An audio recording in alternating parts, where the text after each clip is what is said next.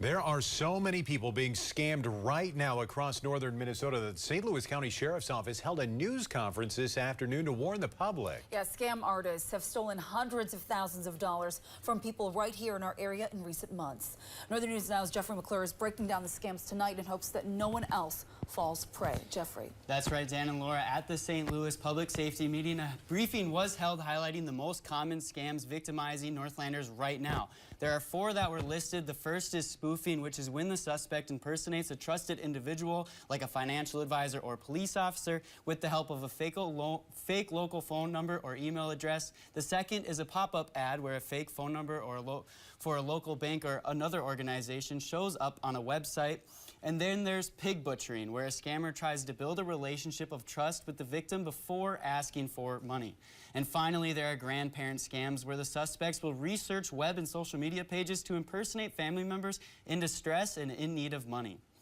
5 instances of those scams alone have milked Northland victims out of more than $400,000 in the last 6 months alone. That includes a grandparent scam on the Iron Range in February. Many of these cases, suspects are from outside of the region. That one was from Ohio. This makes it difficult to track them down and arrest them. Officials say it's crucial to report even failed scamming attempts so law enforcement can identify trends. I've been the guy in the past that's had to take a lot of those calls, but ultimately, if we don't have that information, we're missing a lot that we may otherwise be able to work with if everything is reported to us.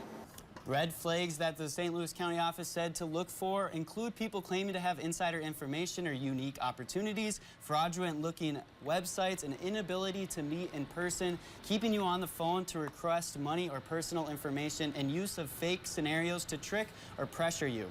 Peterson said, don't respond to contacts you don't know or recognize. Share information cautiously, especially on social media, and be careful of unsolicited financial or cryptocurrency advice. And most importantly, if asked to transfer money, buy gift cards, or provide information, hang up and report to the police.